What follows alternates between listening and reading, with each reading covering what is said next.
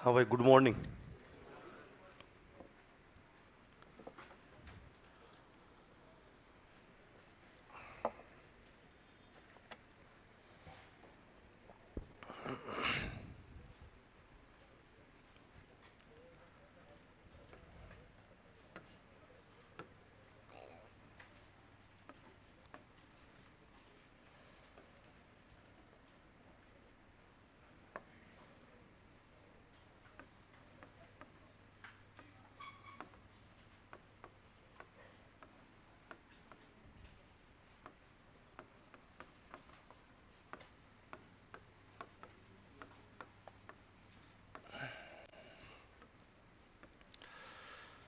देखो, राजस्थान का अपन भौतिक स्वरूप लिख रहे।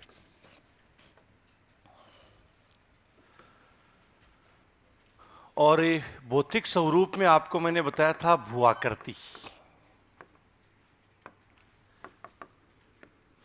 भूआकृति में हम लिखे थे पर्वत, पठार और ये मैदान। इसी को हम क्या कहते हैं? भूआकृति कह देते हैं। इनको दूसरे शब्दों में उच्चावच भी कह सकते हैं अपन। और इन सब का निर्धारण कहां से किया जाता है? समुद्र तल से ऊंचाई।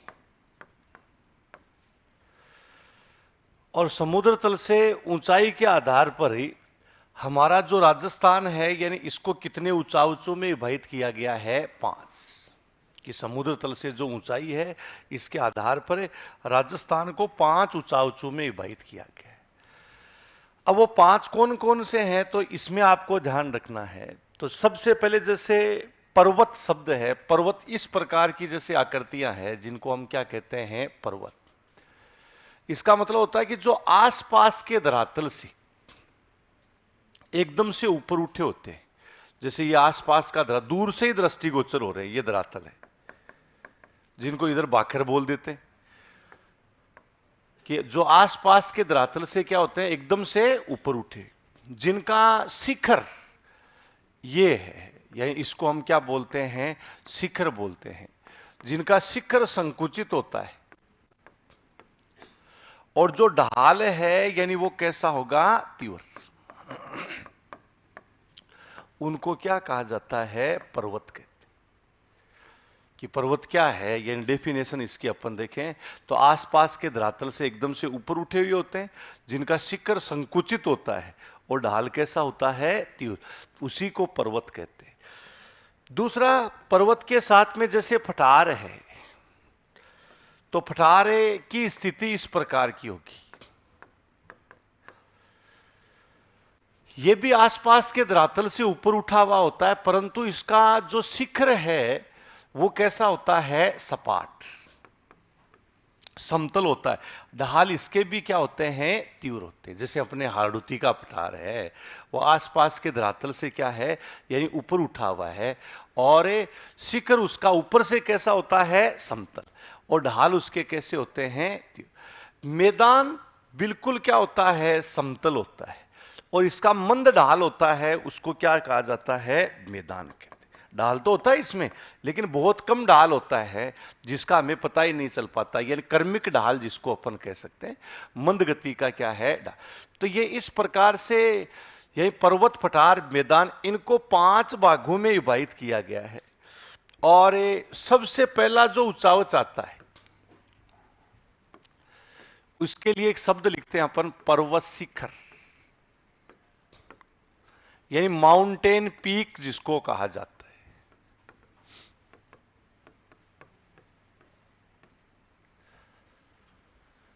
पर्वतीय शिखर, माउंटेन पीक या पर्वत शिखर है। ये जैसे ये हमने लिखा है कि पर्वत है, और इन पर्वतों का वह भाग, मतलब ये हमने लिखा है कि 900 मीटर है। कि समुद्र तल से 900 मीटर से अधिक ऊंचाई वाला जो भाग है, उसको पर्वत शिखर कहते हैं। 900 से नीचे का कोई मतलब नहीं। समुद्र तल से कितना मीटर ऊंचा होना चाहिए? 900। 900 मीटर से अधिक ऊंचाई वाला जो भाग है,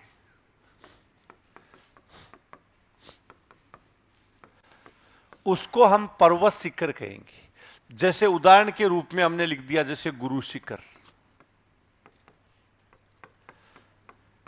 जैसे शेर है, जरगा है, अचलगढ़ है, रघुनाथगढ़ है, कोई भी 2-3 उदाहरण अपन ने लिख दिए जो कितने मीटर से अधिक है, 900।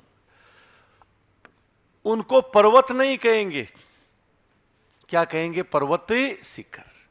और हमारे राजस्थान का 900 मीटर से अधिक ऊंचाई पर स्थित भाग केवल कितना परसेंट भाग है, 1%। क्षेत्रफल नहीं है, ये ध्यान रखना कि राजस्थान का कितना प्रतिशत भाग 900 मीटर से अधिक ऊंचाई पर है, कितना परसेंट है, 1% भाग ही इस प्रकार का है जो समुद्र तल से कितने मीटर से अधिक ऊंचाई पर है, 900 मीटर की ऊंचाई पर स्थित है। उसको हम क्या है, यही जो पर्वत शिखर के नाम से जानते हैं। जैसे उदाहरण के रूप में इसमें हमारी अरावली है, यानी इसकी कुछ पर्वत चोटियां आएगी, पूरा जो भाग है ये नहीं है, अरावली की कुछ पर्वत चोटियां आती है, यही उसको, जैसे गुरु शिखर शेर है ना, तो ये रघुनाथगढ़, ये कुछ एक पर्वत चोटियां हैं जो केवल ऐसा भाग 900 मीटर से अधिक की ऊंचाई पर। ऐसे ही एक अपन देखें तो दूसरा जो भाग आता है पर्वत श्रृंखला, पर्वतमाला भी कह सकते हैं, और दूसरे शब्दों में उसको क्या कहते हैं, पर्वतीय श्रृंखला, माउंटेन चेन।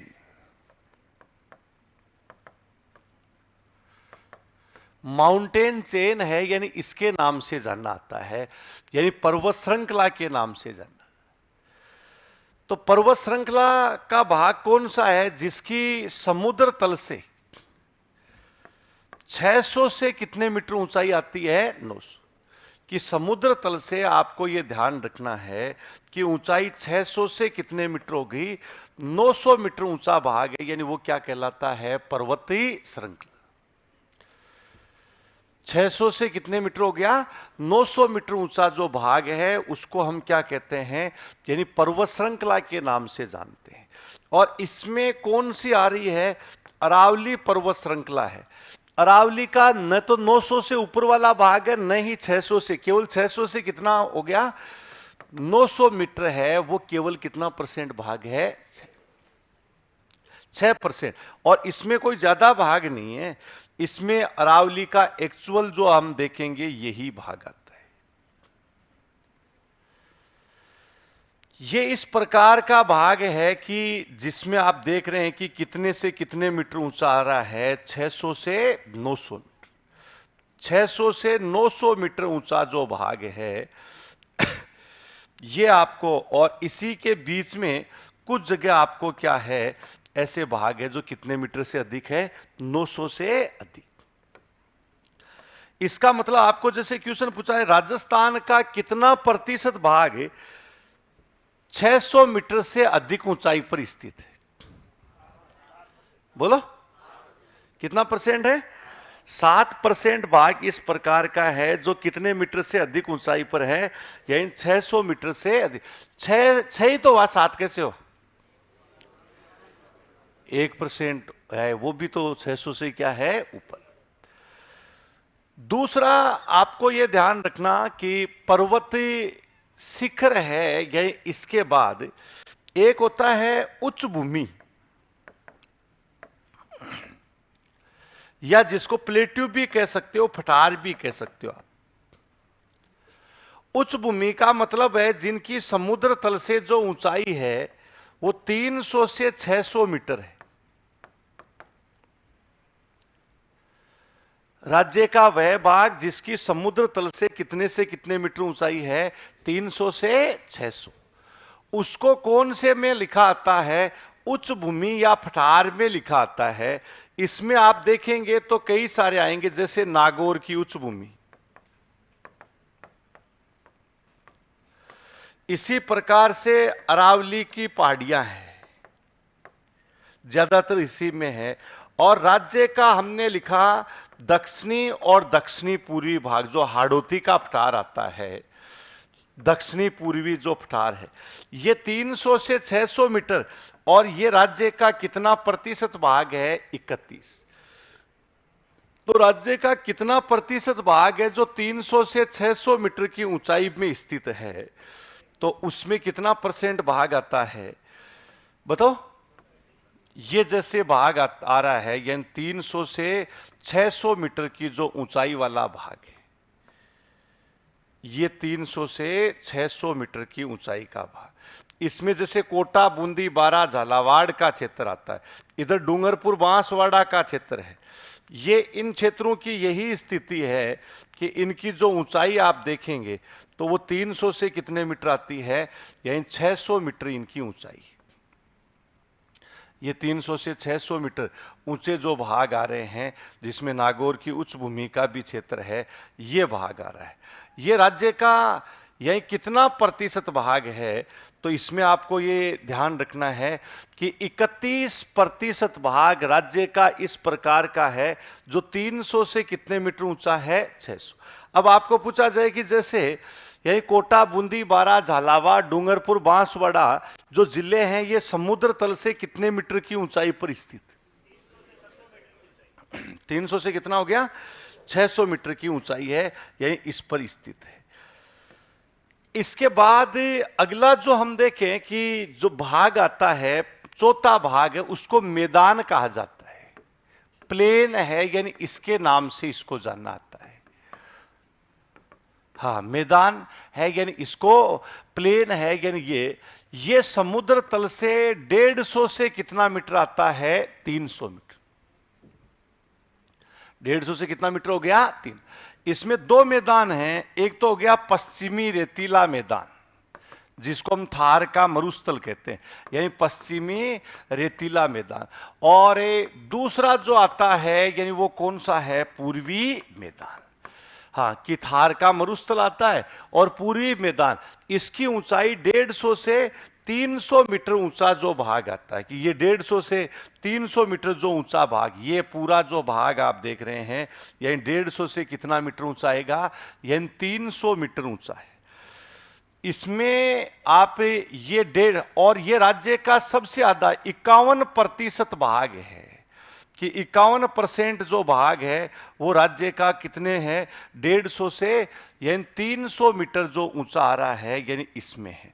ये 150 से कितने मीटर में आ गया, मैदान, प्लेन जिसको हम लिख रहे हैं, इसका मतलब मैदान है वो कितने से कितने मीटर ऊंचे होते हैं, 150 से 300।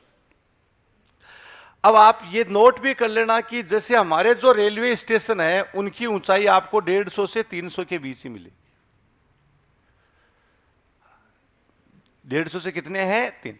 जैसे उदाहरण के रूप में आपने देखा कि यहां जोधपुर है, बताइए जोधपुर जिले की समुद्र तल से ऊंचाई कितनी, 150 से 3। रेलवे स्टेशन पर देख लेना 274 मीटर ऊंचा लिखा हुआ मिलेगा। अब ये बात ट्रेन में यात्रा करो ना, तो जोधपुर वाले स्टेशन पे जाके देखना कि इसकी ऊंचाई कितनी मिलेगी आपको, 273-74 मीटर है। ये 150 से कितने के बीच में है, 3। बीच में जैसे यात्रा करेंगे आप, आगे बढ़ेंगे, जयपुर की तरफ जाएंगे, जैसे डेगाना का क्षेत्र आएगा, मेड़ता का क्षेत्र आएगा, तो वो नागौर की उच्च भूमि में आता है, उसकी ऊंचाई आपको 400 के आसपास मिलेगी, 300, 350, 400 है। ये वो कौन सी भूमि आती है, नागौर की उच्च। उदयपुर की तरफ आप जाएंगे, बताइए ऊंचाई कम होगी या अधिक होगी, कितने से कितने मीटर ऊंचा भाग होगा, 300 से 600 मीटर है इसमें। तो ये जो हम देखें कि कितना प्रतिशत भाग है, तो ये 51% भाग, मैदान कितने प्रतिशत भाग पर है, 51। तो राज्य का 150 से 300 मीटर के बीच में स्थित भाग है वो 51%। इसके बाद अगला एक आता है निम्न भूमि, लो अपलैंड आता है, निम्न भूमि। निम्न भूमि का मतलब जिनकी समुद्र तल से ऊंचाई 150 मीटर से क्या है, कम, और इसमें आती है खारे पानी की झीलें,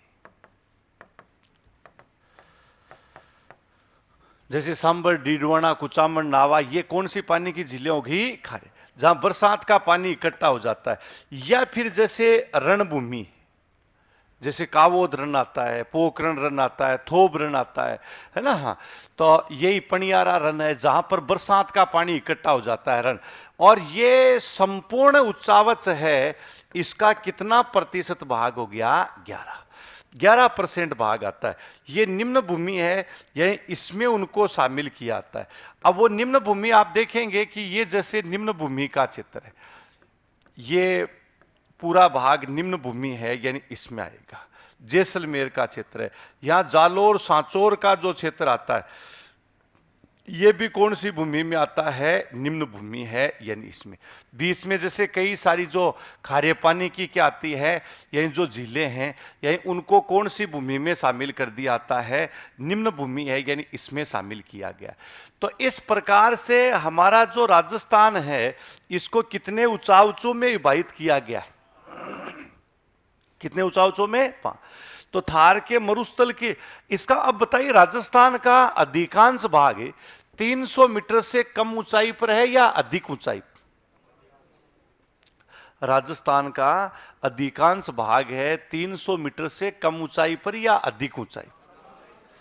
क्या है? कम, कम ऊंचाई पर। इसीलिए यहां वर्ष भर तापमान अधिक रहता है। जो प्रदेश जितना अधिक ऊंचा होता है ना, उसकी यही। अब इसमें सारी जैसे हमने लिखा कि कौन कौन सा जो भाग है, तो ये इसको हम प्लेन कहते हैं, ये मैदान है। ये भी क्या है? मैदान। जिसकी ऊंचाई कितने से कितने मीटर होगी? 150 से 300, 150 से 300 मीटर है। यहां पर आप देख रहे हैं ये कौन सी भूमि आती है? उच्च भूमि। इस उच्च भूमि की ऊंचाई बताइए कितनी आती? 300 से 600 मीटर है। 300 से 600 मीटर होगी। इसी प्रकार से ये आप देख रहे हैं कि कौन सी भूमि आती है? निम्न भूमि। ये निम्न भूमि है, कितने मीटर से कम है? 150 से क्या मिलेगी आपको? यानी कम है, इसमें है। और ये जो ग्रीन अपन देख रहे हैं, ये भाग कौन सा आता है? उच्च भूमि है, यानी ये पर्वत श्रृंखला है, यानी इसके रूप में ये पर्वत श्रृंखला है, यानी ये अपन कह सकते हैं। जो कितने से? 600 से 900, 600 से। और जो बीच में रेड में ने गए हैं, यही वो कितना है? 900 से ऊपर। तो बताइए, राजस्थान की समुद्र तल से ऊंचाई समान हुई या असमान? असमान की। समान न होकर के किस प्रकार की है? यानी राजस्थान को कितने ऊंचाई में विभाजित किया गया है? जैसे एक क्वेश्चन अपन ने लिखा, यहां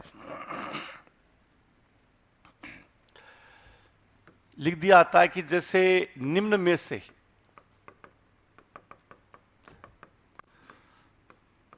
समुद्र तल से सर्वाधिक ऊंचाई पर है,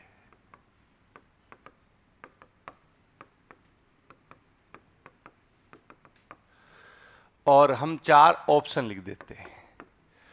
जैसे जैसलमेर लिख दिया, दूसरा धौलपुर लिख दिया, श्री गंगानगर है, और बांसवाड़ा लिख दिया। बताइए, इनमें से समुद्र तल से सर्वाधिक ऊंचाई? बांसवाड़ा नीचा नहीं है सबसे? अरे बोलो, सब समुद्र तल से सर्वाधिक ऊंचाई पर कौन सा है? जैसे हम राजस्थान का मानचित्र है, तो उसमें तो बांसवाड़ा नीचे लटक रहा है ना। अरे भाई, ये यहां पर जैसे हमने लिखा, कौन सा हो गया? गंगानगर। ये यहां पर कौन सा आ रहा है? बांसवाड़ा। और ये कौन सा है? जैसलमेर। और इधर हमने लिखा, ये कौन सा हो गया? धौल। और हमने पूछा है कि इनमें से समुद्र तल से सर्वाधिक ऊंचाई पर कौन सा है? कौन सा है? पक्का? बांसवाड़ा कितनी ऊंचाई पर है? तो ये बाकी 3 150 से 300 है। 150, इसका मतलब कौन सा हो गया? बांस। हाँ, एग्जाम में तो तुम ये करोगे, स्केल लगा करके देखोगे, तो हाँ ये तो बराबर आ गए। हाँ ये, हाँ गंगानगर ऊंचा है, यही होगा। अरे ऊंचा कौन सा है? बांसवाड़ा। इस अब देखिएगा कि जैसे चंबल रिवर आती, ये भाग ऊंचा है और ये कम ऊंचा है या अधिक ऊंचा है? इसीलिए चंबल इस भाग से इस तरफ बह रही, हमेशा ऊपर से नीचे की तरफ ही बहेगी। आप देखते हैं लूणी नदी है, ये इस तरफ से इस तरफ बह रही है, सही है गलत है? ये क्या है, ऊंचाई इसकी क्या है, कम। इसका मतलब हमारे मरुस्थल का ढाल किस तरफ है, उत्तर से दक्षिण, और पूर्व से किस तरफ हो गया, पश्चिम। जो नदियां बह रही है, क्यों बह रही है, उसके पीछे कारण यही आ रहा है कि इन वजहों से, यानी इसका मतलब राजस्थान की समुद्र तल से ऊंचाई समान ना होकर के किस प्रकार की है, ऐसा। दूसरा इक्वेशन हमने लिखा, राज्य का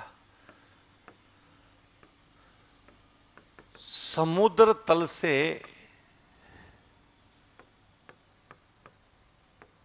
300 मीटर से अधिक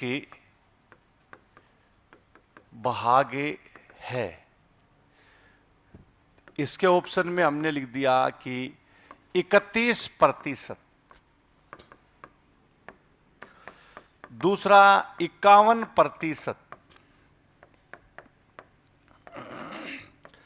38%, 11%। बोलो, राज्य का समुद्र तल से 300 मीटर से अधिक ही भाग है, बताइए कितना है? 38 तो अपने लिखा ही नहीं, 31, 51, 11 यही तो लिखा है।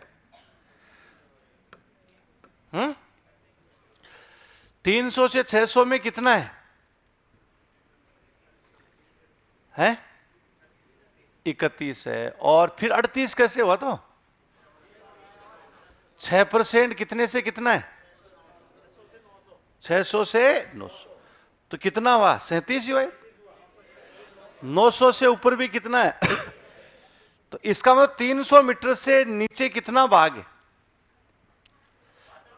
कितना परसेंट हो गया? बस। इसका मतलब राज्य का अधिकांश भाग 300 मीटर से कम ऊंचाई पर है या अधिक ऊंचाई पर? क्या है? कम। ये इसी वजह से हमारे राज्य में वर्ष भर अधिकांश समय तापमान भी अधिक रहता है। ये सारी चीजें जब क्लाइमेट अपन पढ़ेंगे उस समय।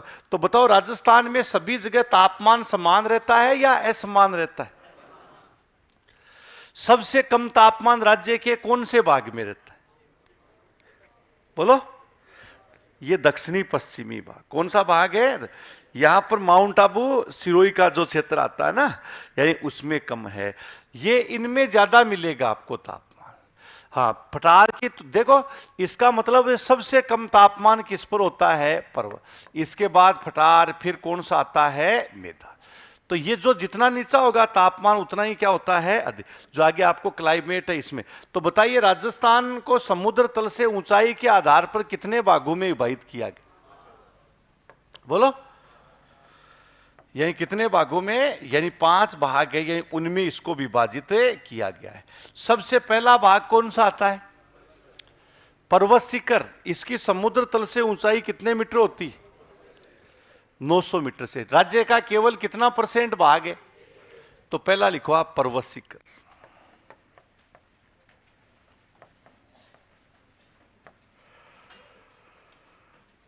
पर्वत शिखर।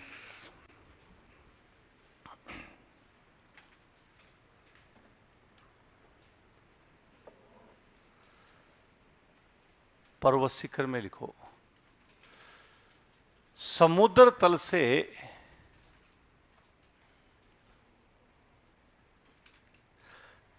समुद्र तल से 900 मीटर से अधिक भाग, समुद्र तल से 900 मीटर से अधिक ऊंचाई, समुद्र तल से 900 मीटर से अधिक ऊंचाई वाले 900 मीटर से अधिक ऊंचाई वाले भागों को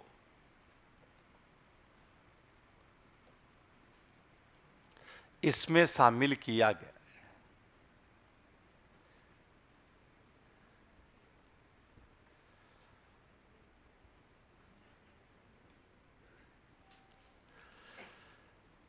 इसमें राज्य का केवल 1% ही, इसमें राज्य का केवल 1% भाग आता है।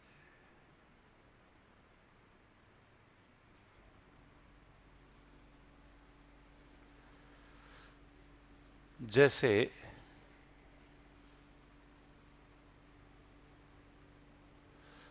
दो तीन कोई उदाहरण लिखो, गुरु शिखर,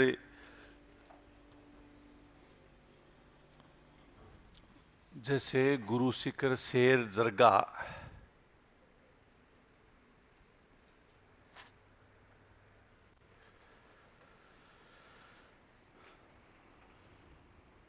अचलगढ़ आदि।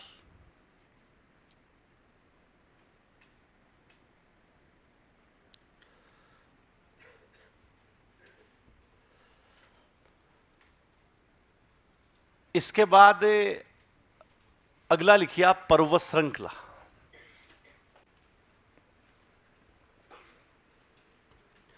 पर्वतीय श्रृंखला, इसमें लिखो समुद्र तल से 600 से 900 मीटर ही, समुद्र तल से 600 से 900 मीटर ऊंचाई वाले भाग को 600 से 900 मीटर ऊंचाई वाले भाग को इसमें शामिल किया गया।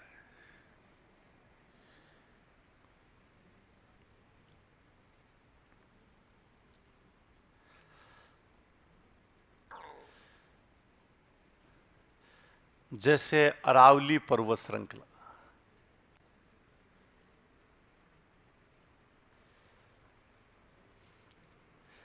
जैसे अरावली पर्वतीय श्रृंखला।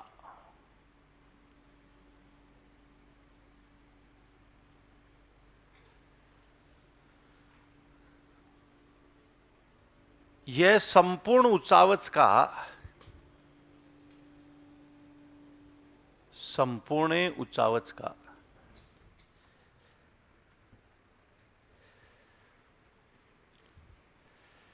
6% है। संपूर्ण उच्चावच का कितना परसेंट है? 6%।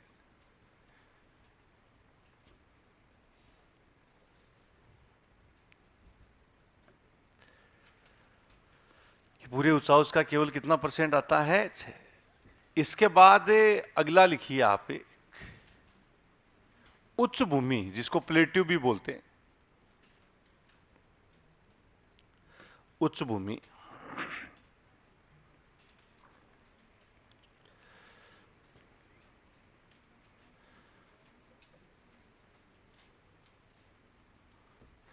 इसमें लिखो समुद्र तल से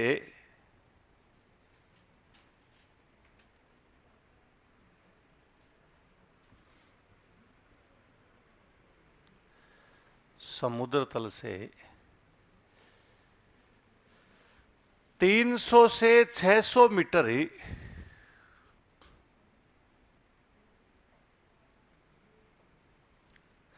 300 से 600 मीटर ऊंचाई वाले भाग को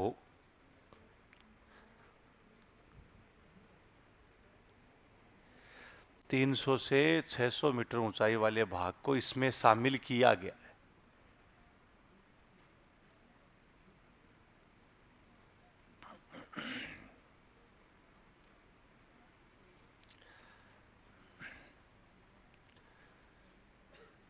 तीन सौ से 600 मीटर ऊंचाई वाले भाग को इसमें शामिल किया गया है। इसमें नागौर की उच्च भूमि,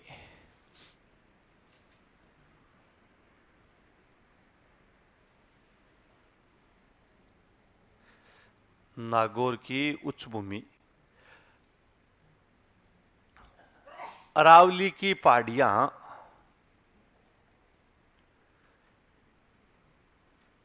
अरावली की पहाड़ियां,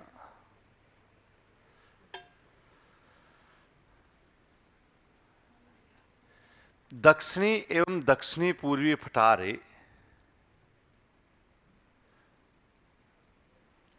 दक्षिणी एवं दक्षिणी पूर्वी पठार को शामिल किया गया है।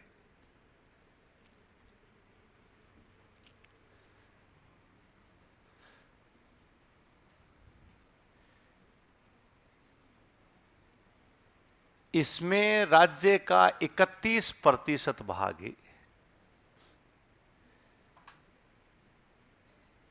इसमें राज्य का 31% भाग है।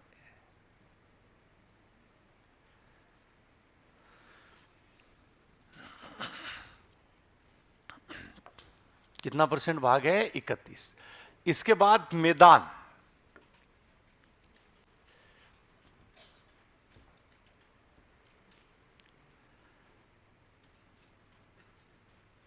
मैदान में लिखो, डॉक्टर एस भी तेरे पास कुछ भेजा था मैंने, तूने भेज दिया इनके पास, चल नहीं रहा, गड़बड़ हो रही। हाँ लगा तो इसमें। अगला लिखो मैदान, प्लेन।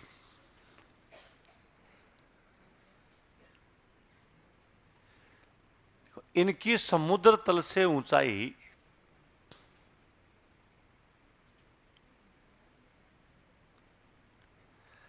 समुद्र तल से ऊंचाई 150 से 300 मीटर है। 150 से 300 मीटर है। इसमें उत्तरी पश्चिमी रेतीला मैदान,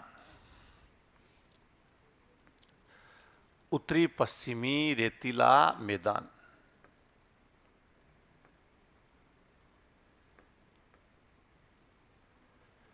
और पूर्वी मैदान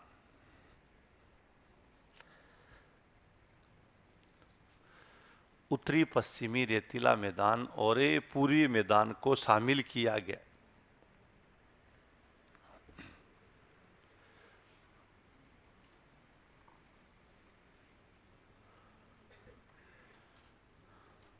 जो संपूर्ण उच्चावच का 51% है।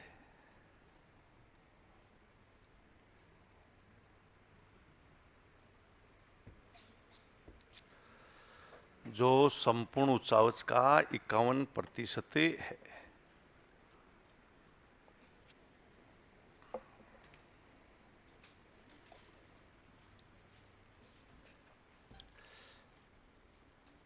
इसके बाद में अगला लिखो आप पे, निम्न भूमि।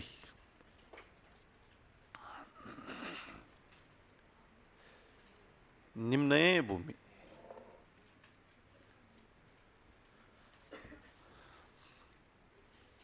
समुद्र तल से 150 मीटर है। समुद्र तल से 150 मीटर से कम ऊंचाई वाले भागों को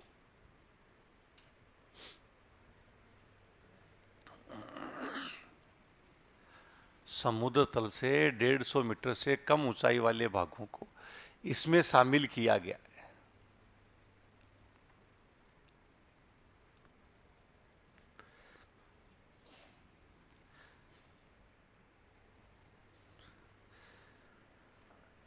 इसमें खारे पानी की झीलें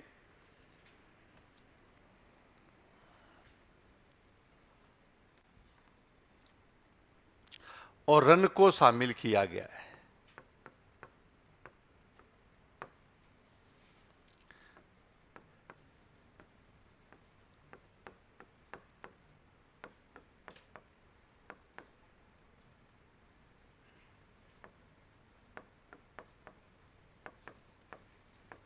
जैसे सांबर झील, पचपदरा झील, थोब रन, बाप रन,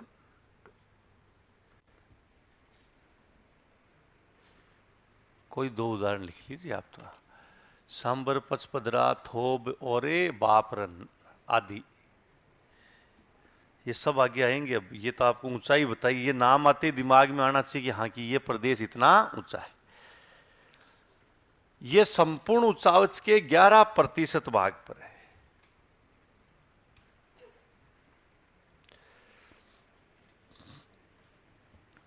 कि संपूर्ण उच्चावच के कितने % भाग पर है? 11। ये टोटल जो उच्चावच अपर ने लिखा है कि कौन सा प्रदेश कितना ऊंचा है, तो ये पूरा जो उच्चावच अपर ने लिखा कि इसकी जैसे ये स्थिति है। अब बताओ कि राजस्थान है, मैदानों से अपन जैसे ही पर्वतीय क्षेत्रों में हमारी, जैसे यहां से तुम यात्रा शुरू की गंगानगर से जा रहे उदयपुर, तो पहले मैदान ही मैदान में चलोगे और जैसे ही पर्वतीय क्षेत्र में बस जाएंगे तो आपका दम घुटना शुरू हो जाएगा। सांस उठना शुरू हो जाएगा, क्योंकि अब क्या है कि ऊपर जा रहे हो ना वहां पे, हाँ, तो प्रॉपर ऑक्सीजन नहीं मिल पाती है, फिर उल्टियां आना शुरू हो जाती है। तो मैदान के लोग कमजोर होते हैं, पर्वतों में रहने वाले लोग वीर और क्या होते हैं, बहादुर, क्योंकि मैदानों में हर चीज आसानी से उपलब्ध हो जाती है, संघर्ष नहीं करना पड़ता है। पर्वतीय लोगों को यही संघर्ष करना पड़ता है, इसलिए वो क्या होते हैं, मजबूत होते हैं। ये इसका यानी कारण रहता है। अब देखिए, ये राजस्थान का उच्चावच है, धरातलीय जो सौर समान नहीं है। 900 मीटर से अधिक वाला जो बीच बीच में ये बिंदी लगे, ये 900 मीटर से क्या है, 600 से 900, ये जैसे अरावली का भाग है, यानी वो कितना हो गया, 600 से 900। 300 से 600 ये पूरा जो भाग अपन देख रहे हैं वो कितना है, 300 से 600। और 150 से, ये सबसे ज्यादा 150 से कितने के बीच में आ रहा है, 300 के बीच में आ रहा है। और ये जो हम रख रहे हैं रणभूमि वाला जो क्षेत्र है, वो कितने से कम है, 150। तो बताइए, समुद्र तल से ऊंचाई समान हुई या असमान? इसलिए हर एक प्रकार की परिस्थिति भी हमारे यहां पर समान न होकर के किस प्रकार की मिलेगी आपको, यानी असमान परिस्थितियां राजस्थान में आपको दे। तो ये उच्चावच अपन लिख सकते हैं। हाँ, धरातलीय जो स्वरूप आता है, यानी इसको हमने लिखा है कि हमारा राजस्थान का जो धरातलीय स्वरूप किस प्रकार, कौन सी नदी किस तरफ बह रही है।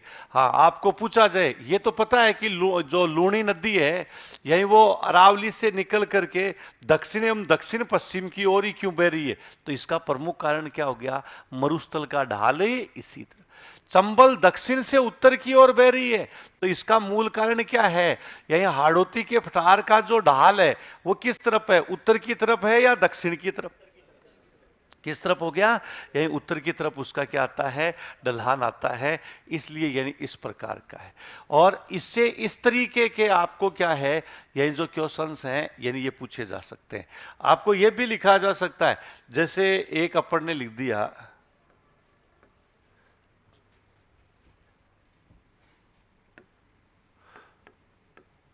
गुरु शिखर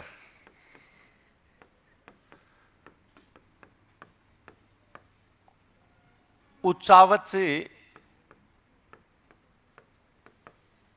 है, इसमें आपके लिख दिया आता है उच्च शिखर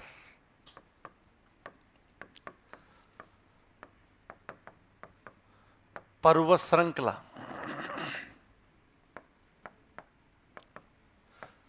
उच्च भूमि, निम्न भूमि, बताओ किसमें, उच्च शिखर या पर्वत श्रृंखला। हाँ, पर्वत शिखर को ही क्या बोल दिया आता है, उच्च शिखर बोल दिया था। हाँ, कि पर्वत शिखर है, यानी इसको उच्च शिखर है, यानी इसके नाम से भी जाना। तो ये उच्चावच कह सकते हैं, धरातलीय जो स्वरूप आता है, यानी इसको। तो राजस्थान की ऊंचाई समान न होकर के किस प्रकार की है, ऐसा। ये बना लिया तुमने, ये बना लो, जिससे ध्यान रहे कि कौन सा कितना ऊंचा है, कहां पर आदमी के उल्टी आएगी और कहां पर नहीं आएगी ना। हाँ,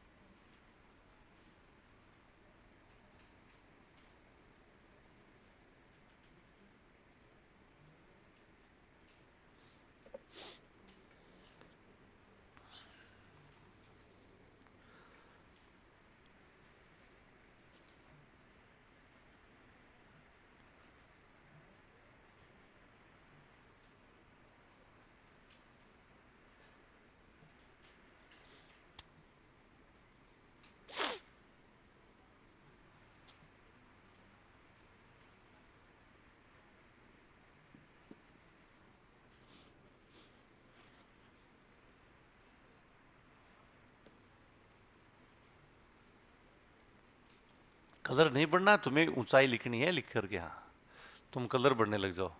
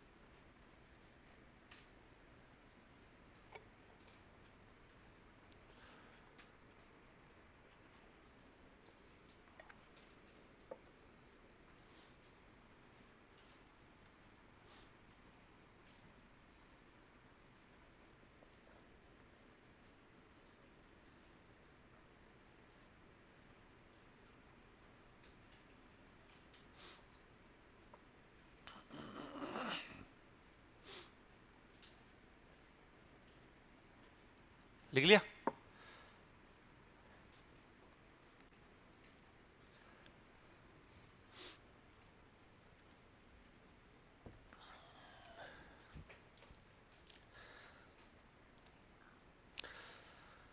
तो ये हमने 5 जो उच्चावच हैं ये इनके बारे में आप तो ध्यान रखना। राजस्थान का एक तो जैसे कोई सा भी जिला है दे तो आप अनुमानित उसकी ऊंचाई ज्ञात कर सकते हैं। एक तो ये लिख लो आप।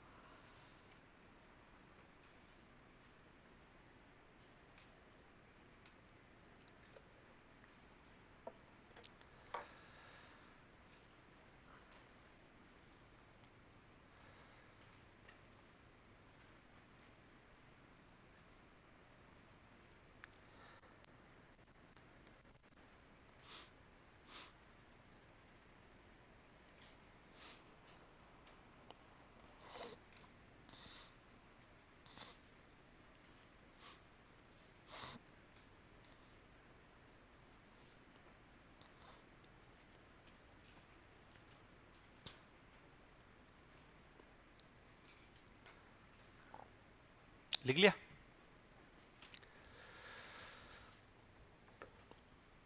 दूसरा, राज्य का समुद्र तल से 300 मीटर से अधिक भाग, 300 से कम, 300 से 600, कोई सा भी पूछा जा सकता है, तो उस समय आपको ध्यान होना चाहिए।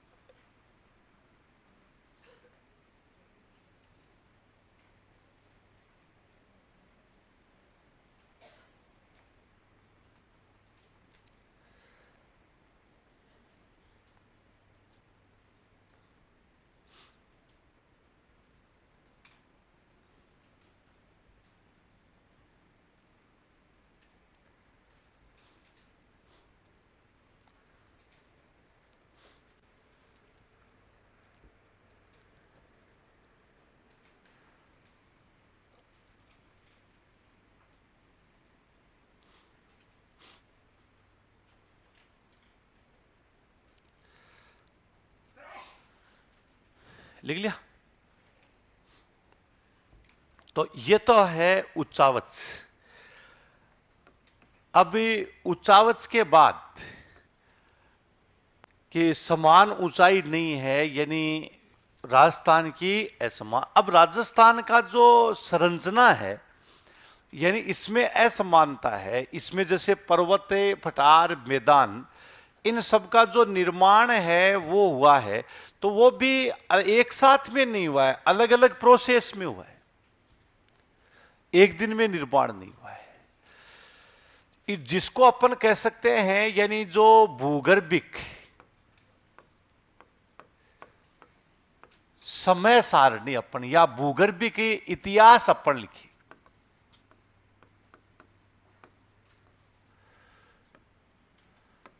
भूगर्भिक इतिहास यानी जो राजस्थान है, तो यहां पुरानी चट्टानें भी पाई जाती है, और यहां पर आपको क्या मिलेगी? नई चट्टान। सबका एक दिन में निर्माण नहीं हुआ। जैसे कि उदाहरण भूगर्भिक इतिहास में आपको हम बताएं कि जैसे हमारी जो पृथ्वी है, हम पृथ्वी की आयु मानते 4.6 अरब वर्ष। पृथ्वी की आयु कितनी है? 4.6। इतनी बुढ़ी है 4.6। कई जगह आपको 3.9 भी मिलता है, वो भी सही है, गलत नहीं है। 4.6 ये किसके कौन से साख से मिले? उल्का पिंड और जो चंद्रमा की चट्टानें हैं उन पर परीक्षण किया गया, उसके आधार पर पृथ्वी की आयु कितनी मानी गई है? 4.6। जो 3.9 अरब वर्ष आता है, यही वो किसके आधार पर आता है? यानी रेडियोधर्मी परीक्षण के आधार पर। रेडियो एक्टिव जो पदार्थ होते हैं उनके परीक्षण के आधार पर कितना आता है? 3.9। तो ये गलत नहीं है। पृथ्वी की आयु ज्ञात करने की 7 विधियां होती है, सब में अलग अलग आती है, जिनमें सबसे ज्यादा मान्य इसको माना गया है, उल्कापिंड और चंद्रमा के जो चट्टानें हैं। क्योंकि शुरुआत में जब पृथ्वी नहीं थी तो एक परमाणु था, पार्टिकल जिसको कहते हैं, गोल्ड पार्टिकल कहा जाता है, एकाकी परमाणु।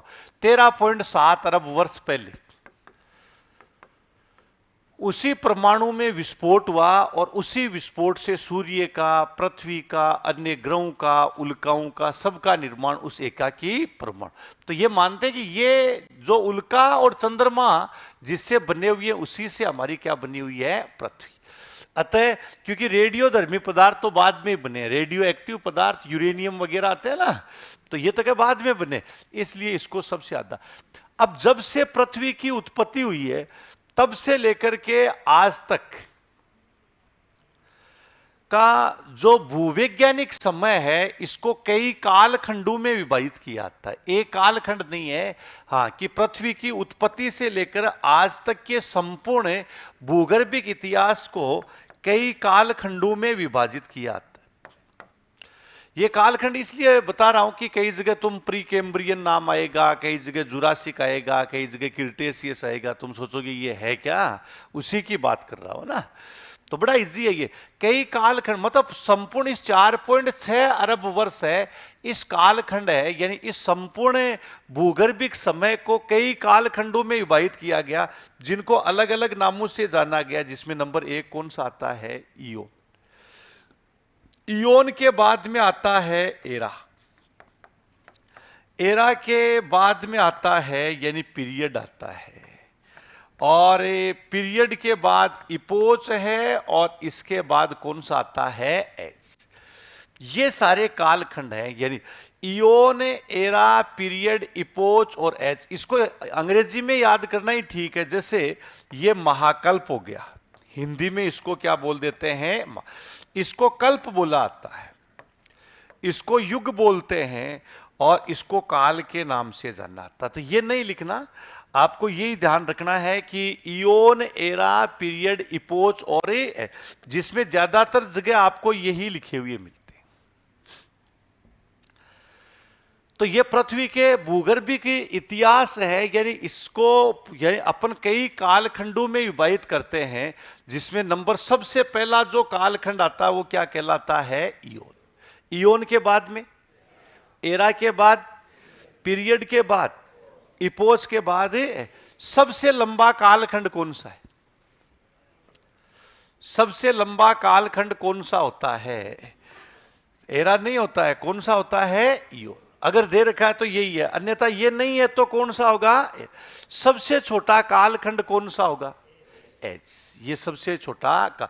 अब जैसे इयोन दो युगे हैं, दो इयोन कौन कौन से हुए? जैसे शुरू में हमारी पृथ्वी तप्त और तरल अवस्था में थी, बहुत ज्यादा गर्म अवस्था के अंदर हुआ करती, तप्त और तरल अवस्था में, जिसमें किसी प्रकार का जीव नहीं था। जिसमें जीव नहीं होता है उसको क्या कहा जाता है? एजोइक। एजोइक का मतलब क्या हो गया? जिसमें किसी प्रकार का कोई क्या नहीं है? दूसरा, जिसमें आपको ए हटा दीजिए, क्या बन जाएगा? जोइक। जोइक का मतलब जिसमें क्या आ गया? जीव। ये दो ही क्या हुए हैं? ये जो इयोन हैं ये हुए हैं जो अब तक कितने समय को कवर कर रहे हैं? 4.6। हमारी पृथ्वी की उत्पत्ति से लेकर के अब तक के संपूर्ण समय को देखा जाए तो उसको 4 एरा में विभाजित किया गया है। कितने एरा में? 4। अब वो 4 एरा कौन कौन से हैं उसके बारे में हम देखें तो सबसे पहला जो एरा आता है उसका नाम, मतलब महाकल्प जिसको अपन कहते हैं, उसका नाम होता है pre Cambrian. Pre Cambrian era हो गया। इसको हिंदी में लिखा आता है आद्य महाकल्प।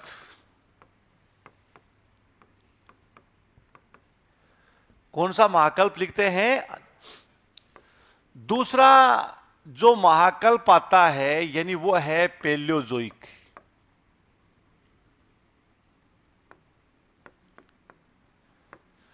जिसको हम पैलियोजोइक एरा बोल देते हैं।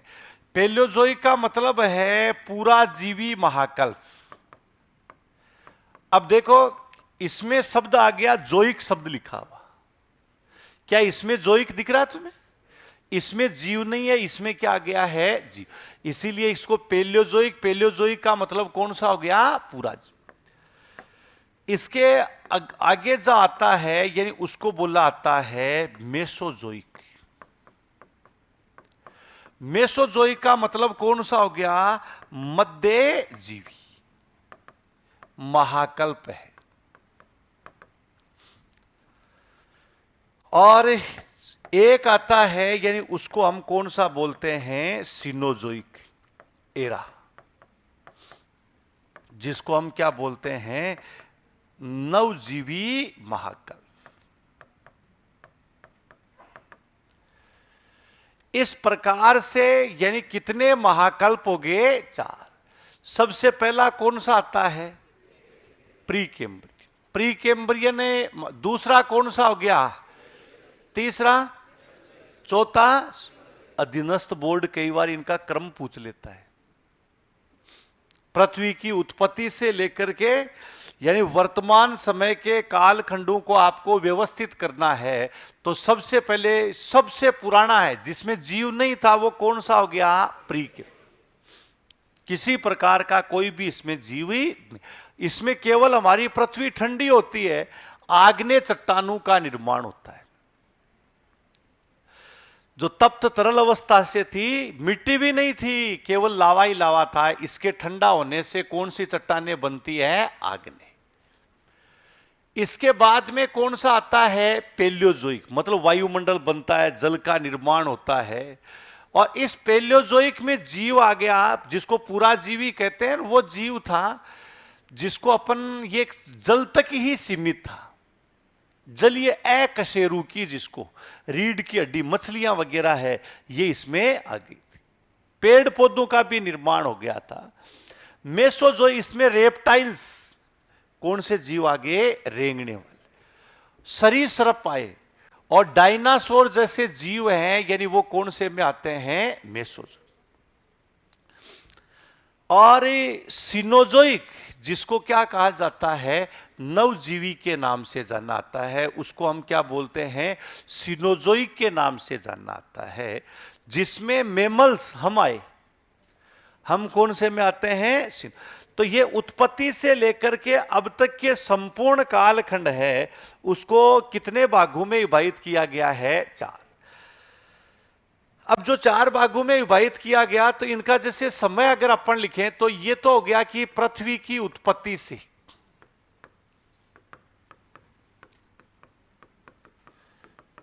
57 करोड़ लिख दिया अपन, 57-60 करोड़ तक का सब। और इसके बाद में ये 57 करोड़ से 24.5 करोड़ वर्ष तक का समय, और इसके साथ ही 4.5 करोड़ से लेकर 6.6 करोड़ वर्ष तक का समय हो गया। और 6.6 करोड़ से अब तक, तो वर्तमान में कौन सा महाकल्प चल रहा है? कौन सा चल रहा है? सिनोजोइक महाकल्प चल रहा है। कौन सा था जिसमें जीव नहीं था? कौन सा हो गया?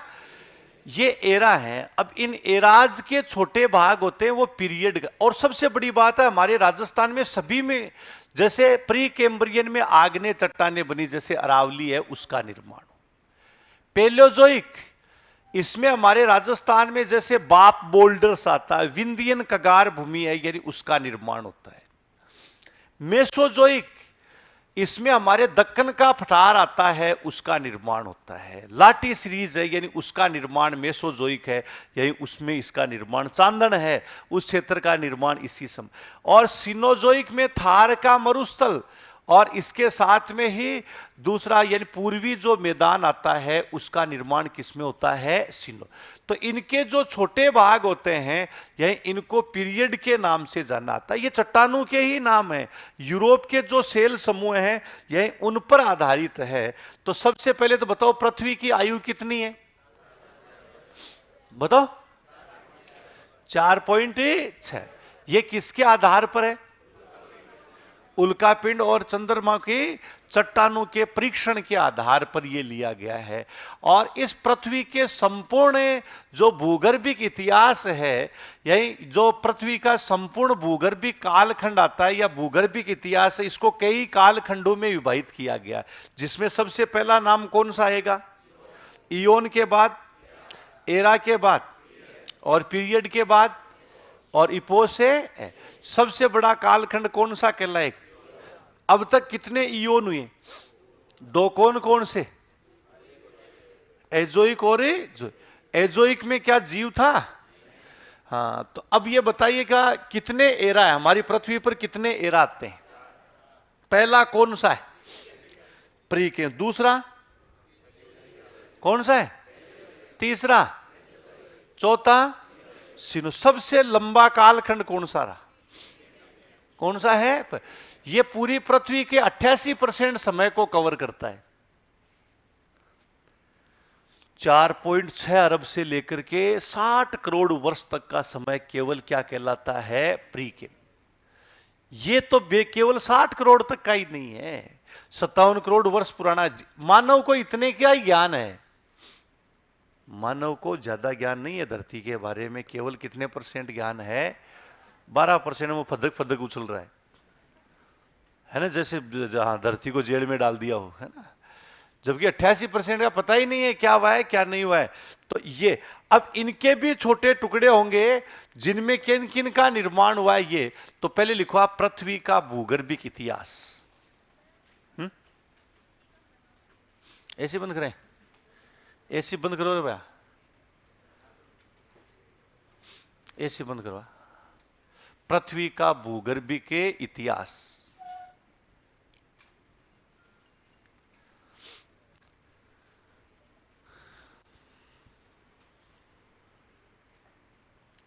तो पृथ्वी का भूगर्भिक जो इतिहास है, इसमें लिखो पृथ्वी की आयु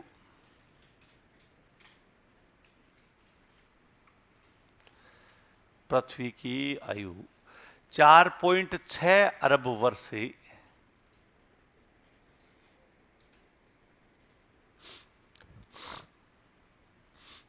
4.6 अरब वर्ष मानी गई है।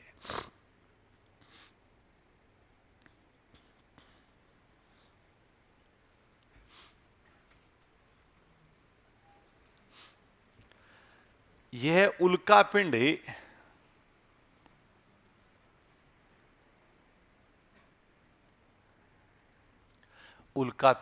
और चंद्रमा की चट्टानों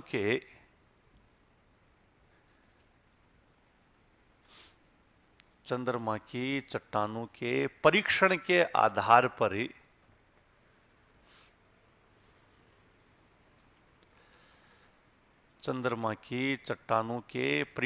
आधार पर निर्धारित की गई।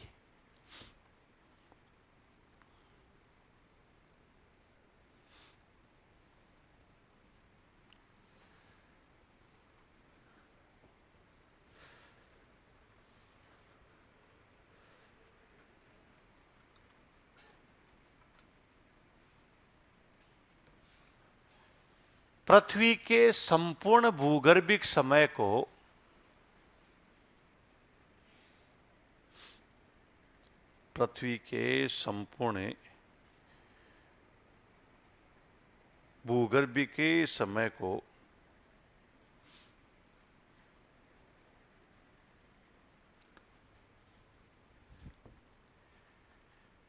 कई कालखंडों में विभाजित किया गया है।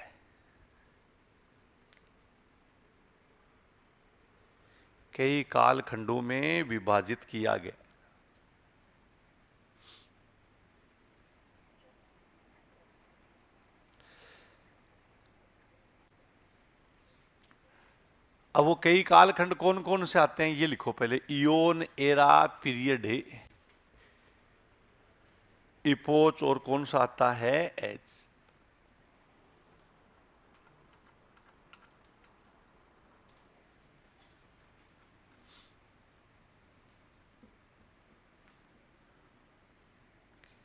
क्या बोल दिया क्यों?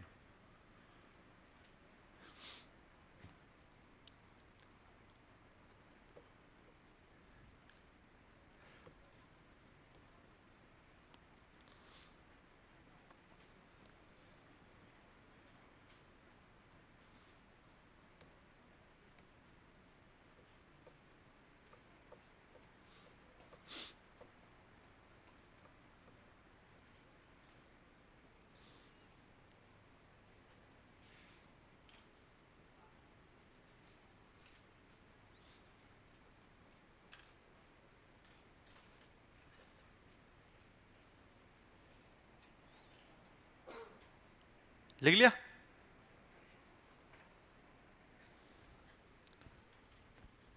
अब देखो कि हमारी जो पृथ्वी है, यही जो उत्पत्ति से अब तक पृथ्वी को कितने महाकल्पों में विभाजित किया गया है? 4। तो लिखो पृथ्वी की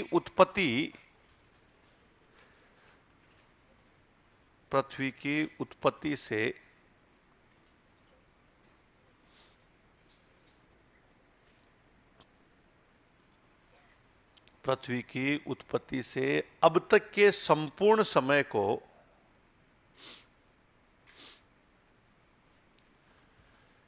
4 महाकल्पों में विभाजित किया गया है।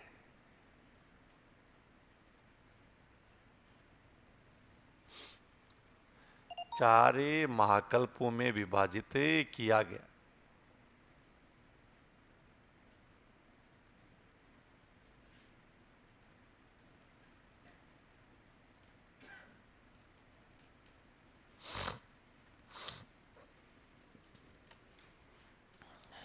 कि कितने महाकल्पों में विभाजित किया गया है? 4। तो ये चारों नाम लिख लीजिएगा, ये बहुत जगह काम में आएंगे तुम्हारे ना।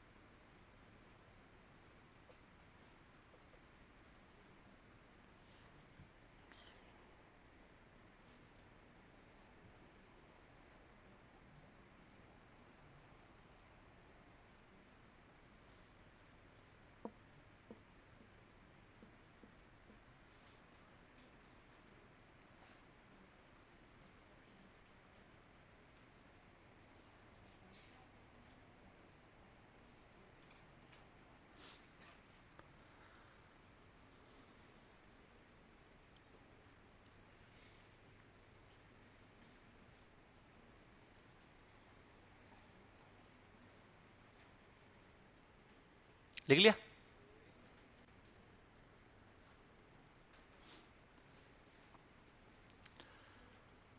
अब ये जो नाम है यानी यूरोप के जो सेल समूह हैं यानी इन पर आधारित है कि यूरोप के जो सेल समूह आते हैं यानी इन पर क्या है आधारित। अब जो यूरोप के जो सेल समूह हैं इसमें जो सबसे पुरानी चट्टान है उसका नाम क्या हो गया? Pre Cambrian. और सबसे नई चट्टान कौन सी है? सबसे पहले एक ही चट्टान थी केवल आग्नेय, उसी के अपर्दन और अपक्षय से क्या हुआ है? अवसादी चट्टानों का, जिनको परतदार कहते हैं, उन्हीं से कायांतरित जो चट्टानें हैं यही इनका निर्माण हुआ है। सब अलग अलग प्रकार की जो चट्टानें हैं यानी उनका निर्माण। तो अब यहां पर जैसे हमेशा ही जब इनकी जियोलॉजिकल टाइम स्केल किताब में आप देखोगे इनकी जो सारणी बनी हुई होती है उसमें प्री कैम्ब्रियन होता है, सबसे नीचे लिखा हुआ होता है, और सिनोजोइक होता है वो सबसे क्या लिखा हुआ होता है? ऊपर। ये इसका नियम है। इसका मतलब भी सबसे पुरानी चट्टानें धरती में सबसे क्या है? नीचे है, और सबसे नई चट्टान सबसे क्या मिलेगी आपको? ऊपर मिलेगी। इसका मतलब ये नहीं है कि किताब वालों ने कहीं उल्टा छाप दिया है। जैसे ह्यूमन हिस्ट्री पढ़ते हैं, मानव इतिहास पढ़ते हैं, जैसे मुगल काल पढ़ा जाता है, तो मुगल काल में सबसे पहले किसके बारे में पढ़ते हैं? बोलो किसके? बाबर। बाबर के बाद भाई ह्यूमन हिस्ट्री होती है, उसमें सबसे पहले आप किसके बारे में पढ़ते हैं? बाबर। बाबर के बाद हुमायूं आता है, हुमायूं के बाद अकबर है, अकबर के बाद कौन है? जहांगीर आता है। हाँ, ये इसके बाद कौन सा आएगा? यानी शाहजहां है, ये आएगा। ऐसे चलता है, जबकि इसमें उल्टा चलता है। इसमें क्या होता है? यही सबसे पहले जो प्री कैम्ब्रियन सबसे नीचे, सबसे ऊपर कौन सा आएगा? सिनोज। कारण रह गया कि जो ऊपर धरातल पर मिट्टी जो जमी हुई है वो कौन से महाकल्प की है? सिनोज। हमारी धरती नीचे अपन जाते हैं चट्टाने हैं, जैसे अपन कुआं ट्यूबवेल करते हैं, और एक निश्चित सीमा के बाद में अपन देखें तो वो कौन सा आता है? नीचे बाठा कहते हैं ना, ट्यूबवेल करवाते हुए बाठा आ गया, वो बाठा नहीं, आग्नेय चट्टाने तल है, यही उस पर कौन सी चट्टाने हैं? यानी आग्नेय चट्टाने। वो आएगा तब तक इन छोरियां देखी, उनकी ठंड देख कैसी हालत हो रखी है। वो कहां गया है? गायब हो रखा है, चला करके चला गया, सुनमे हो गया है ना। उसको कहते कोई दूसरे को लेके ही चला गया, वो रिमोट ही लेके पार हो गया। देखा खुद पे दो थोड़ी देर बिठा, एसी के नीचे बिठाते उसको, थोड़ी देर फिर पता चल जाएगा। तो ये पूरा जो भाग है यही इसमें उल्टा लिखा आता। तो आप कभी भी ये मत सोचिएगा कि जियोलॉजिकल टाइम स्केल है यानी ये कहीं इस किताब में उल्टी बनी हुई है। आराम से जितनी याद आपको होती है उतनी बस, क्योंकि ये नए शब्द हैं, तुम्हारे को थोड़े से लगेंगे, जिसमें से ये शब्द तो तुमने खूब सुना है, प्री कैम्ब्रियन तो सुना है, ये दो तीन थोड़े नए हो सकते हैं तुम्हारे। अपन कौन से महाकल्प में जी रहे हैं ये बताओ? कौन से में? कोई तुम में से मेसोजोइक में रहा? आदमी था ही नहीं, ये सिनोजोइक है ना, इसी में आए।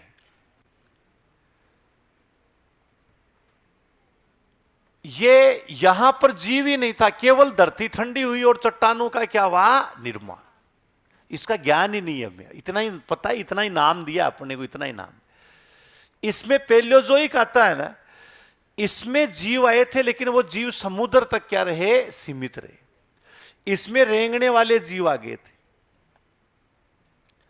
और ये सिनोजोइक आता है, यही इसमें हम देख रहे हैं कि जो हम मेमल्स है, स्तनपाई जिसको अपन कहते हैं, यही उनका क्या हुआ है? निर्माण। स्तनपाई है यानी इनके निर्माण के बारे में अपन लिख सकते हैं।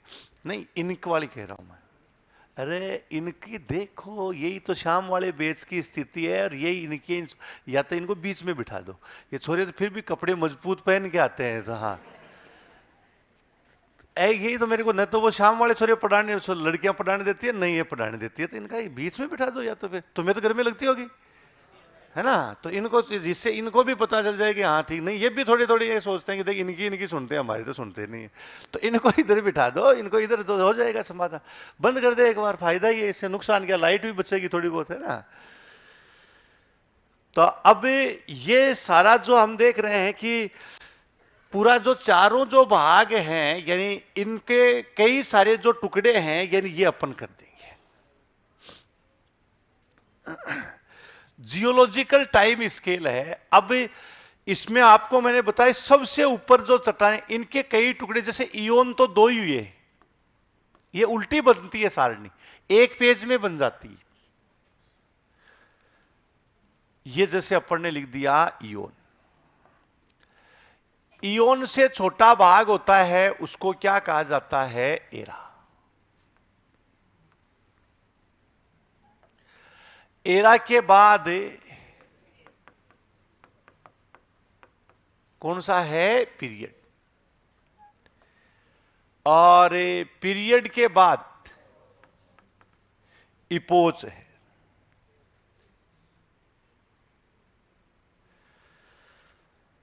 और इपोज के बाद आता है एज।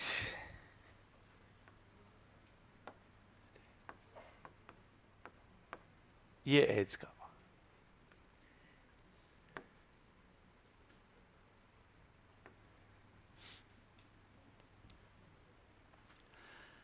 अब सबसे नीचे से इसको लिखना है। सबसे पहला जो भाग है यानी उसको हम बोलते हैं एजोइक,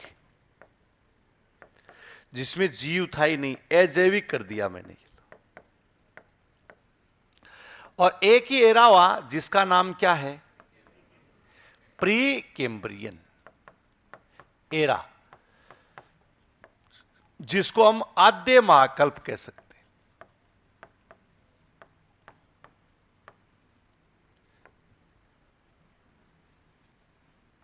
बस इसकी इतनी जानकारी है। इसके बाद में अगला जो एरा आता है, ये जोइक का समय आ गया, और अगला जो हम लिखेंगे यानी उसका नाम होगा पेलियोजोइक। ऐसे भी आप लिख सकते हो।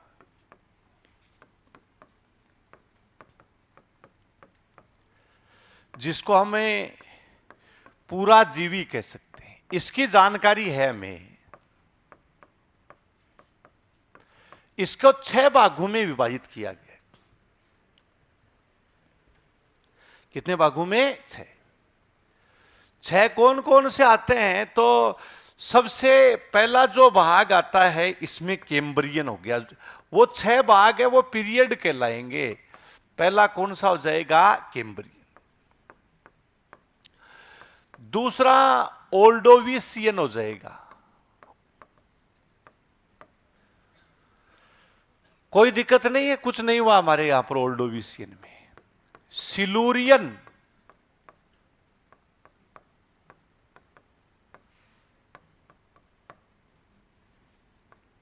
सिलूरियन है। ओल्डोविसियन में समुद्र में जो अकशेरुकी जीव थे, और सिलूरियन आता है। इस सिलूरियन में क्या होता है, परवाल भित्तियां, समुद्री जीव होता है। मूंगा का नाम सुना है तुमने, वो यानी मूंगा जैसे जीव थे, परवाल होते हैं, वो सबसे ज्यादा आगे थे सिलूरियन। और परवाल मछलियों का भी भोजन होता है, इसलिए इसके बाद में बहुत ज्यादा मछलियां आ गई, जो वो कहलाया डिवोनियन। और इस डिवोनियन में जल से बाहर यानी जो वृक्ष उग गए थे, पेड़ पौधे हैं, यानी वो भी धरातल पर आ गए। लेकिन ऐसे पेड़ पौधे हैं जिनके बहुत मुलायम पत्ते थे। फर्न का नाम सुना है आपने, फर्न है मुलायम पत्ते, जैसे छुई मुई होती है, उसको आप छूते हैं तो वो क्या होती है, सिकुड़ जाती है। इस तरह का यानी मुलायम पत्तों वाले पौधे हैं, वो कौन से में आते हैं, डिवोन। डिवोनियन के बाद लंबे वृक्षों का काल आया, और उस लंबे वृक्षों के काल को है यानी किस नाम से जाना आता है, कार्बोनिफेरस कहते हैं। और उसी कार्बोनिफेरस में आपको ध्यान रखना है, अब यहां कार्बोनिफेरस में हमारे कई चट्टानों का निर्माण होता है। इसमें कोयले का निर्माण हुआ। गोंडवाना चट्टानें बनी थी इसमें। कार्बन का मतलब क्या होता है? कोयला होता है। जो लंबे लंबे वृक्ष थे ना, वो भूगर्भिक हलचल के कारण जमीन में दब गए, और जमीन में दबने से उनसे क्या बन गया? कोयला। जो हमारे राजस्थान में तो कोयला नहीं है, वो गोंडवाना लैंड की चट्टानें आती है। दक्षिणी भारत में दामोदर घाटी कोयला क्षेत्र, गोदावरी कोयला क्षेत्र, वो सारे कौन से में आता है? कार्बोनिफेरस। लेकिन इस समय राजस्थान में बाप बोल्डर्स वगैरह है, यानी इनका हमारे राजस्थान में भी निर्माण। और इसके बाद एक आता है परमियन पीरियड। ये परमियन जो पीरियड है, यानी इसका भाग रहता है।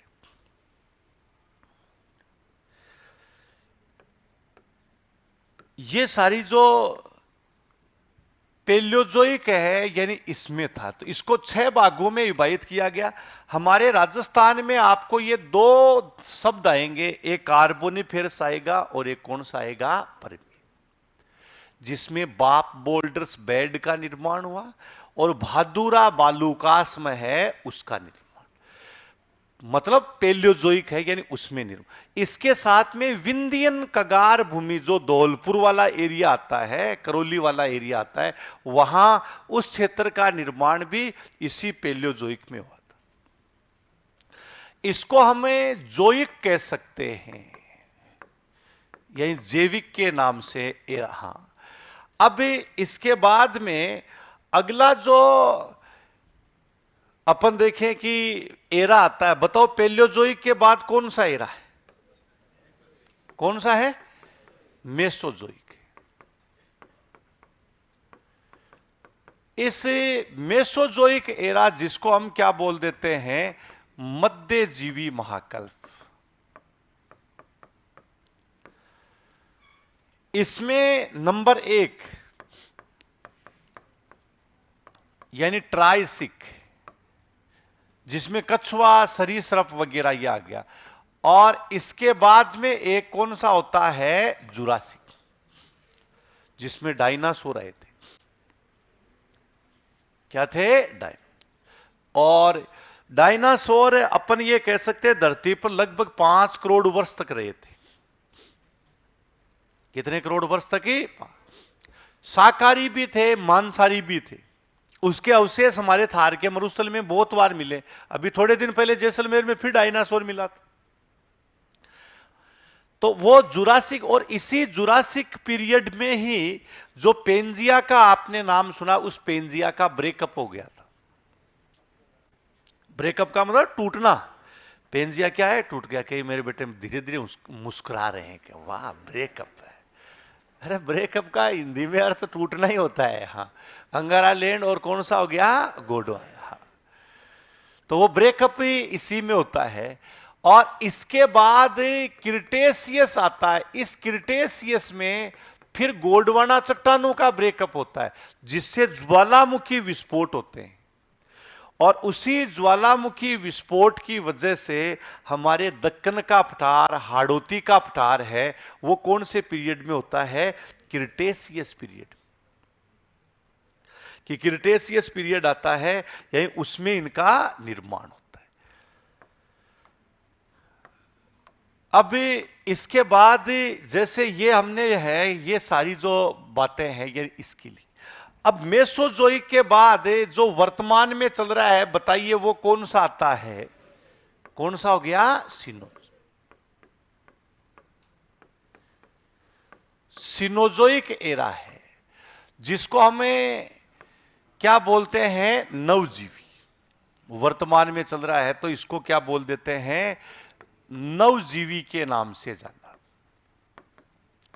नवजीवी महाकल्प।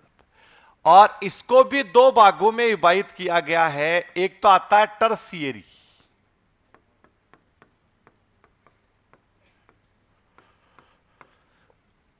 टर्सियरी को बोल देते तृतीय कल्प। और एक होता है क्वाटनरी।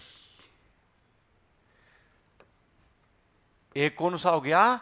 यानी क्वाटनरी आता है। टर्शियरी और एक क्वाटनरी। वैसे टर्शियरी के 5 भाग हैं, आप नहीं करोगे तो भी चलेगा, जिसमें एक तो आता है पेलियोसीन, मतलब इसमें हिमालय बनता है टर्शियरी पीरियड। हिमालय भी एक पर्वत नहीं है, एक दूसरे के समानांतर कितनी पर्वत श्रेणियां है? 3। हिमालय के बाद थार का मरुस्थल बनेगा। पेलियोसीन दूसरा इसमें आता है इयोसीन, इसमें 33 सागर का संकुचन हुआ।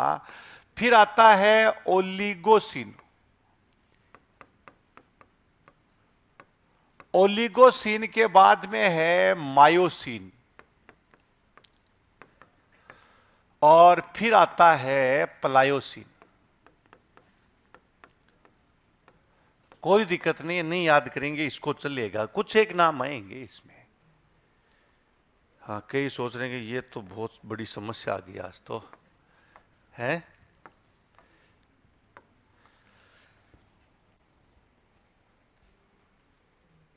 ये सिनोजोइक है, यानी इसका हम लिख रहे थे।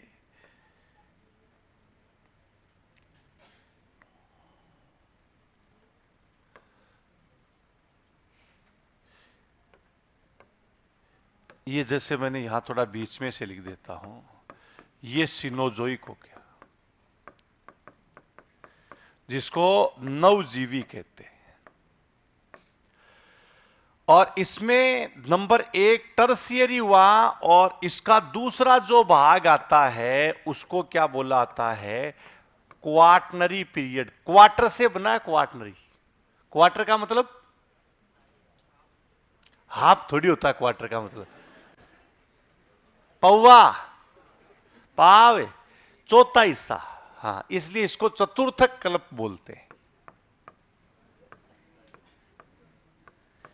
और इसमें 2 आए। नंबर 1 था प्लिस्टोसीन, हमारे थार के मरुस्थल में आदमी इसी युग में आया था, प्लिस्टोसीन में।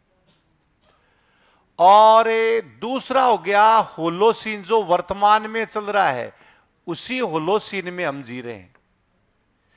परमोटिव जो मानव आता है वो कौन सा हो गया? होलोसीन का भाग। तो ये सारा जो जियोलॉजिकल टाइम स्केल है, यानी इसकी आपको बताया। और इसमें भी आप देखेंगे तो वर्तमान में एक एज चल रही है जिसका नाम है मेघालयन एज, जिसको हम ये लिख देते हैं मेघालयन एज। ये आप देखेंगे तो यहां पर सबसे पहला जो भाग हमने लिखा, यानी वो कौन सा हो गया? एरा है, इयोन, सॉरी, इयोन के बाद कौन सा लिखा था? एरा। एरा के बाद यानी पीरियड, पीरियड के बाद इपोच हो गया, और इपोच के बाद तो बताइए वर्तमान में हम कौन से महाकल्प में जी रहे? कौन से में? सिनोजोइक के कौन से पीरियड में? क्वाटनरी पीरियड के कौन से युग में?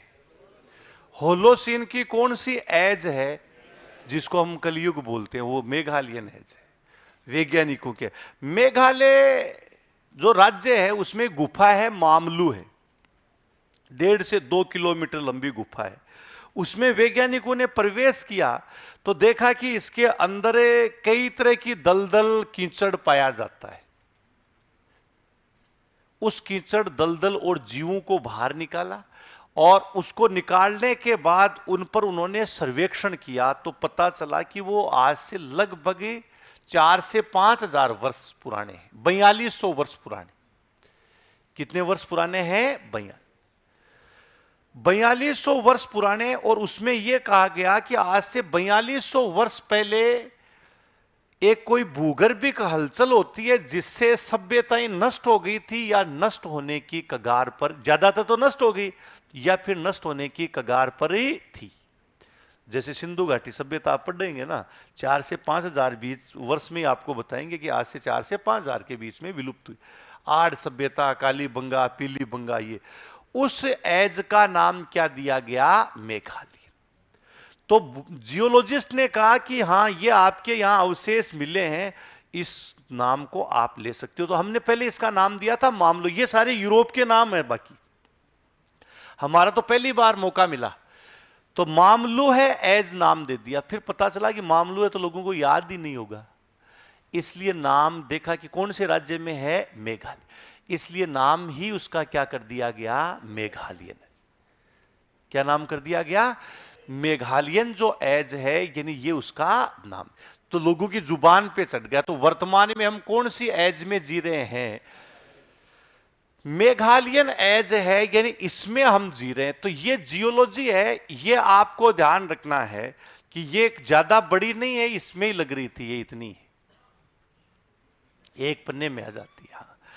मत ये इसलिए लिखा है कि कई सारे नाम जो तुम पहली बार देखेंगे कि यार ये क्या नाम आ रहे हैं, बार बार कई बार तुम गुरुजियों से पूछते हो कि सर ये क्या है, तो ये है इजी, लेकिन हर किसी के समझ में नहीं आती है। तो अब जैसे इसमें से आपको ये भी कि इसका अपन क्रम व्यवस्थित करें, तो जैसे आपको ये उत्पत्ति से लेकर के अब तक के कालखंड वगैरह है, यही उनको भी इसमें हम क्या कर सकते हैं, यानी व्यवस्थित कर सकते हैं कि कैसे इसको व्यवस्थित। मैंने उल्टी बनाई है, तुम उल्टी बनाओगे तो शायद 3-4 पन्ने में बनाओगे, सीधी बनाओगे तो एक पन्ने में बन जाएगी। लेकिन ध्यान रखना, बनती हमेशा ये क्या है, उल्टी। क्यों, हमारी धरती की तो अध्ययन है ये, सबसे पुरानी चट्टानें सबसे क्या है, नीचे, और सबसे नई चट्टानें सबसे क्या होगी, ऊपर। तो ये और डिपोजिशन, जैसे गंगा का मैदान, अब इसमें आपको मैंने बताया हिमालय का निर्माण किसमें होता है, टर्सी। थार का मरुस्थल उपजाऊ मैदान का निर्माण कौन से में होता है, क्वाड। तो कौन सा, थार के मरुस्थल की चट्टानें नहीं है या हिमालय की चट्टानें नहीं, कौन से की होगी, थार। थार के मरुस्थल है, यानी इसकी चट्टानें क्या आती है, नहीं। तो ये जियोलॉजी है, यानी इसके बारे में जो जगह जगह अपने नाम आएंगे उसके बारे में अपन देखेंगे। तो पहले तुम हल्के हो, इसके बाद बना लेना चाहिए।